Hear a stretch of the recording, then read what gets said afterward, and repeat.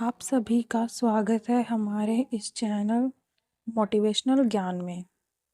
अगर हमारी वीडियो अच्छी लगे तो चैनल को पहले ही सब्सक्राइब कर लें। कभी कभी हम जाने अनजाने में कुछ ऐसी गलतियां कर जाते हैं जिनका पछतावा हमें फिर बाद में होता रहता है। जब हम गलतियां करते हैं तब हमें इस बात का बिल्कुल भी पता नहीं होता कि इस गलती से हमारे जीवन में आगे चलकर कोई प्रभाव भी पड़ सकता है। कभी कभी हमारी ज़्यादा अच्छाई भी हमारे दुख का कारण बन जाती है। हमें पता ही नहीं चलता कि हम स्वयं ही अपने लिए खाई खोद रहे हैं। एक समय की बात है, एक नगर में एक युवक रहता था। युवक का परिवार बहुत गरीब था।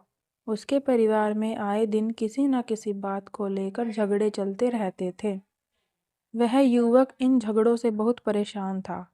जब उस युवक ने पारिवारिक झगड़े को रोकने की बहुत कोशिश की, पर वह झगड़े रुकने की जगह बढ़ते ही जा रहे थे। तो युवक काम की तलाश में लोगों के पास जाता। तो लोग पूछते हैं कि भाई तुम कितना वेतन लोगे? तो उनसे कहता है कि आप मुझे बस काम दे दीजिए। मेरे परिवार की आर्थिक स्थिति बहुत खराब है। मुझे काम की बहुत आवश्यकता है। आप बस मुझे काम पर रख लीजिए और आप जितना दोगे मैं उतना ही ले लूँगा। तो लोग उसकी मजबूरी का फ़ायदा उठाकर उसे कम कीमत पर रख लेते, क्योंकि उसने लोगों को खुद ही मौका दे दिया। लोगों को पता था कि उसे काम की बहुत ज़रूरत है, वह कम पैसों में भी काम कर लेगा। और जब वह युवक अपने मित्रों के पास, अपने सगे संबंधियों के पास बैठता, तब भी वह अपनी गरीबी की बातें करता। वह अपने मित्र और सगे संबंधियों से कहता कि मैं क्या करूं, मेरा परिवार बहुत गरीब है। हमें 2 वक्त की दाल रोटी भी ठीक से नसीब नहीं होती और आए दिन परिवार में लड़ाई झगड़े होते रहते हैं। मुझे तो कुछ भी समझ में नहीं आता कि मैं क्या करूं। क्या उसके मित्र और सगे संबंधी भी उस समय उसकी बात सुन लेते और उसके बाद में वह उसका मजाक बनाते और कहते वह गरीब तो गरीब का गरीब ही रहेगा, इसका कुछ नहीं हो सकता। और इनके परिवार में भी प्यार नहीं है, जब देखो एक दूसरे से लड़ने झगड़ने रहते हैं।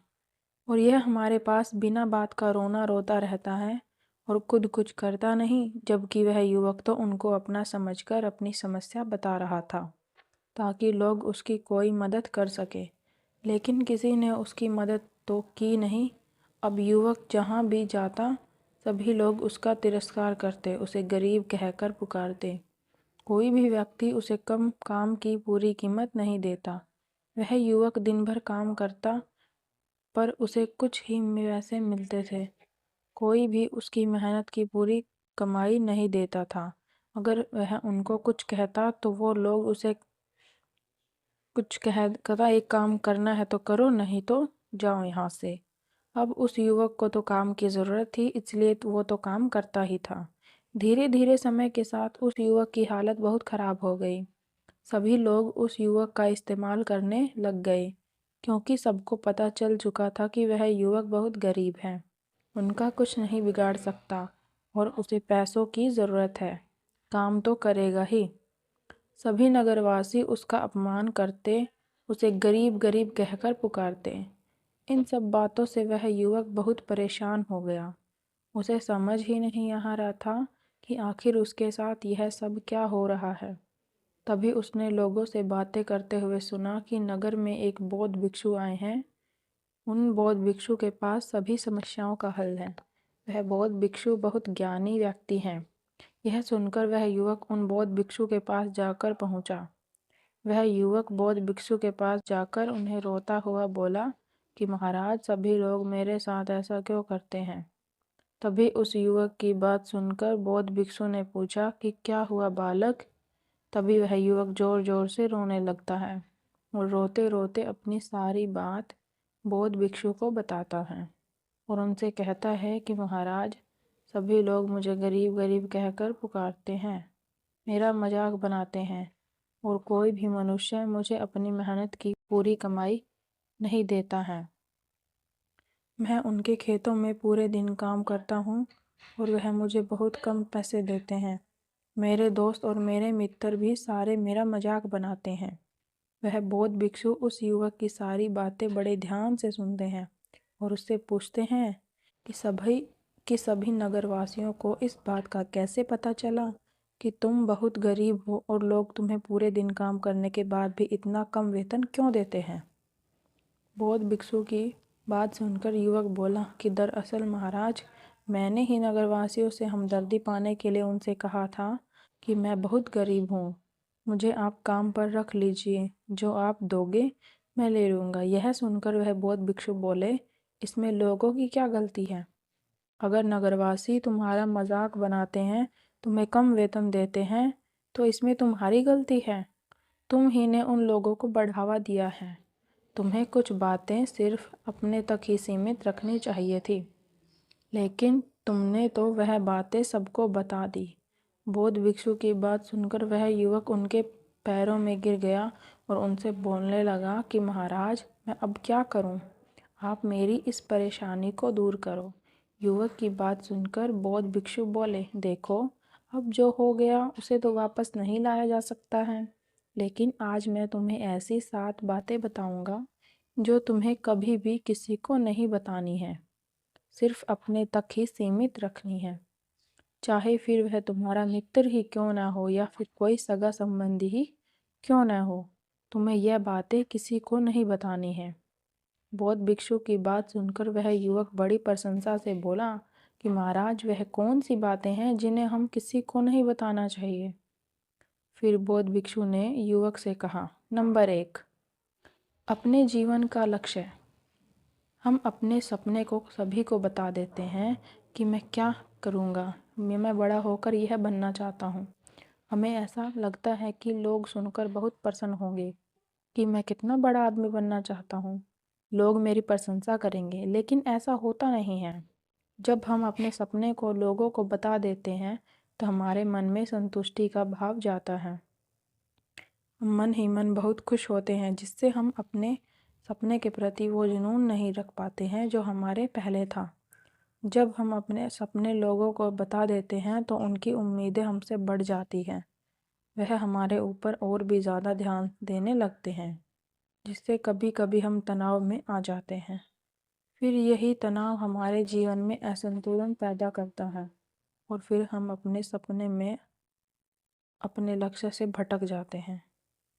जब हम अपने सपने किसी को बताते हैं तो आपको कुछ लोग तो प्रेरणा देंगे, जिससे आपको आगे बढ़ने में हिम्मत मिलेगी, लेकिन बहुत से लोग ऐसे हैं जो आपको प्रेरणाहीन करेंगे, आपको डीमोटिवेट करेंगे, जिससे आप आपके लक्ष्य से भटक सकते हो।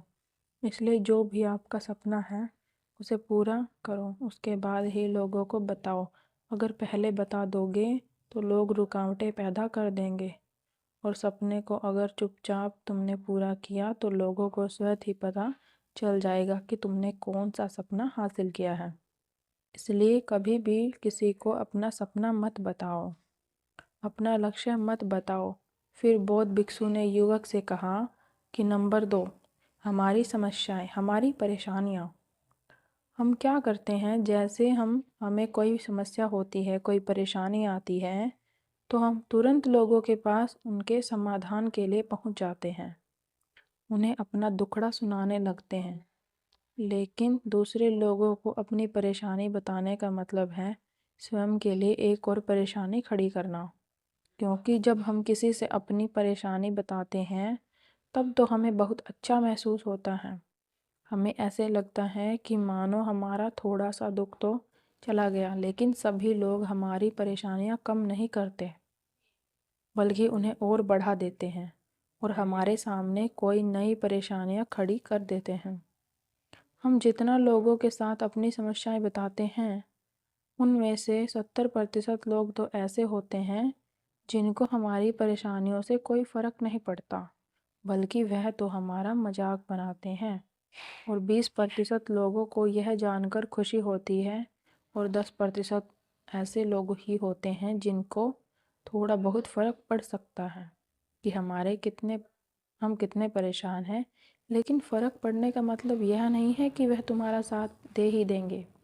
जब लोग हमारी परेशानियां, हमारी समस्याओं का मजाक बनाते हैं तो हम हमें बहुत बड़ा दुख होता है, इसलिए हमें कभी भी अपनी परेशानियाँ किसी को नहीं बतानी चाहिए। स्वयं ही उनका हल खोजना चाहिए, क्योंकि हमें हमसे बेहतर कोई नहीं जानता और हम खुद ही बिना किसी की मदद से हर परेशानी से बाहर निकल सकते हैं। फिर बौद्ध भिक्षु ने युवक को तीसरी बात बताते हुए कहा कि नंबर 3, हमें कभी भी अपने परिवार की समस्याएं किसी को नहीं बतानी चाहिए। हम सभी के घर में, परिवार में कोई ना कोई समस्या जरूर होती है। जहाँ सब लोग एक साथ रहते हैं तो कहा सुनी भी हो ही जाती हो। हमारे परिवार के साथ हमारे संबंध अच्छे हो या बुरे हो, हमें किसी को भी नहीं बताना चाहिए। जब हम दूसरों को इसके बारे में बताते हैं तो लोग मज़े लेकर तुम्हारी बातें सुनते हैं। उन्हें कोई फ़र्क नहीं पड़ता कि तुम किस परेशानी में हो, बल्कि वह लोग तो उन कमज़ोरियों का फ़ायदा उठाने की कोशिश करेंगे। तुम्हें तुम्हारे परिवार की समस्याओं को आपस में ही अपने परिवार वालों से बात करके सुलझा लेनी चाहिए, तो तुम्हें दूसरे लोगों को बताने की ज़रूरत ही नहीं पड़ेगी। और जब हम अपने और अपने परिवार की समस्याएं लोगों को बताते हैं तो लोग हमें कमज़ोर समझने लगते हैं, हमारे बारे में सोचने लगते हैं कि यह तो कुछ नहीं कर पाएगा, यह अपने परिवार को नहीं संभाल सकता, इतनी छोटी छोटी बातों पर ही परेशान हो जाता है, तो यह आगे चलकर जीवन में बड़ी बड़ी समस्याओं का सामना कैसे करेगा। हम तो लोगों को अपने परिवार की समस्या यह सोचकर बताते हैं ताकि वह हमारी मदद कर सके, लेकिन यह दुनिया बहुत मतलबी है। इस दुनिया में कोई आपका खास नहीं है। लोग हमारी बातें मज़े लेकर सुनते हैं और हमें हमारे सामने तो झूठी हमदर्दी दिखाते हैं और फिर बाद में हमारी पीठ पीछे जो बातें हम उन्हें बताते हैं उन्हें अच्छे से नमक मिर्च लगाकर चारों तरफ फैला देते हैं, जिससे उन लोगों का तो कुछ नहीं बिगड़ता पर तुम्हारे परिवार की इज्जत मिट्टी में मिल जाती है। लोग तुम्हारे परिवार के बारे में तरह तरह की बातें बनाने लगते हैं, एक बात की 100 बात करने लगते हैं। जो बात हुई नहीं उस बात को भी नमक मिर्च लगाकर बता रहे हैं। इस दुनिया में घाव पर मरहम लगाने वाले तो कम हैं और नमक छिड़कने वाले बहुत ज़्यादा हैं। इसलिए कभी भी किसी को अपने परिवार की स्थितियों के बारे में नहीं बताना चाहिए। नंबर 4, अपनी संपत्ति किसी को मत बताना। फिर बौद्ध भिक्षु ने उस युवक को चौथी बात बताते हुए कहा कि तुम लोगों के सामने इस बात को कभी मत बताना कि तुम किन चीज़ों के मालिक हो या फिर तुम्हारे पास क्या क्या है।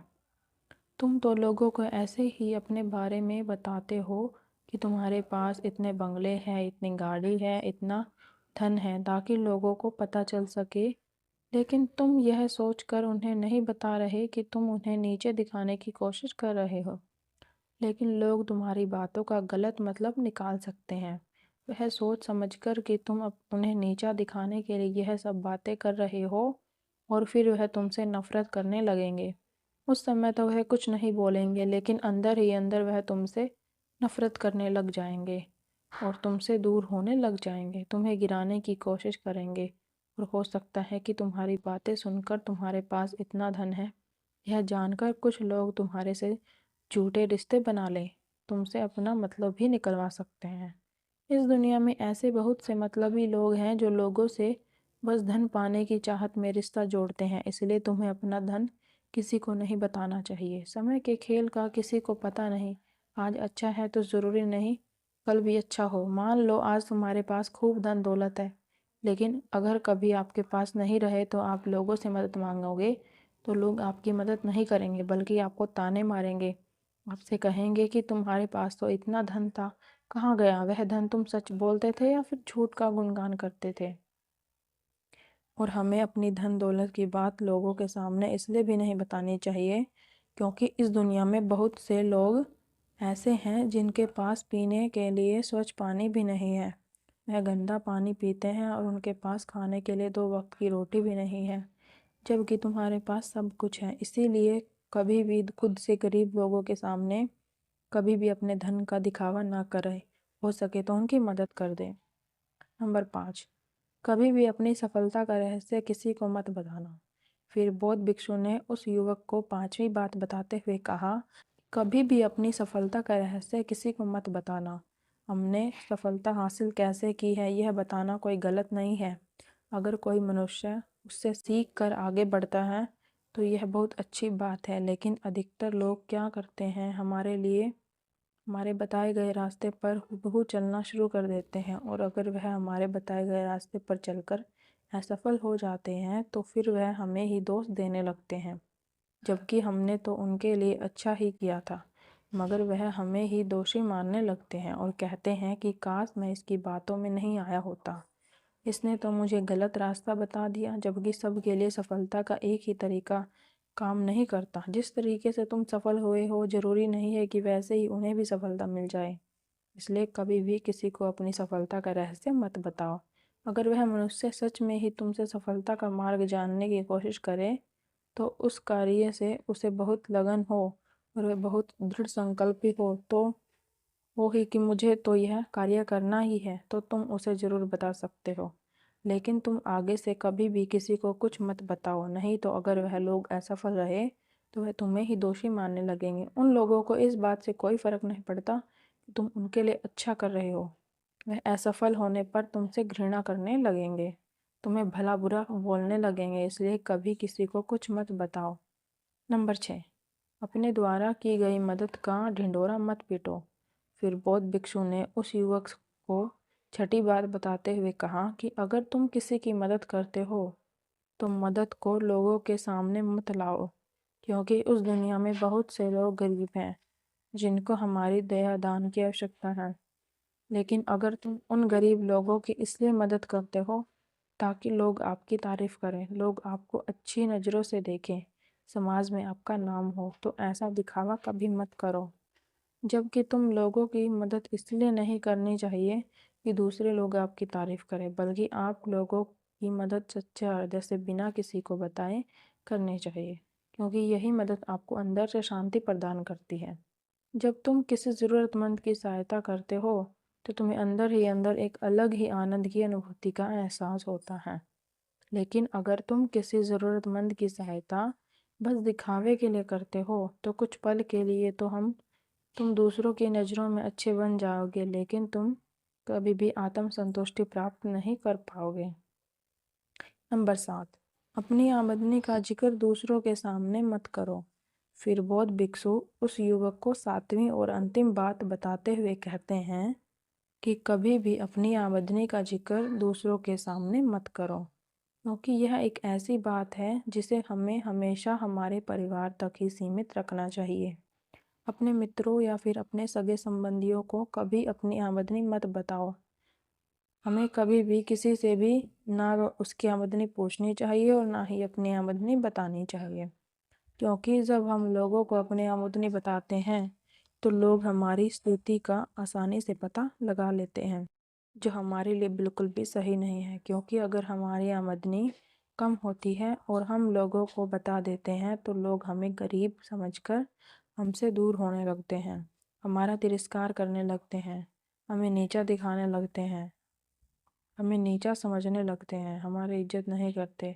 और हमारी आमदनी ज़्यादा होती है और हम लोगों से उनके बारे में बता देते हैं तो लोग हमसे मतलब से रिश्ता रखना शुरू कर देते हैं।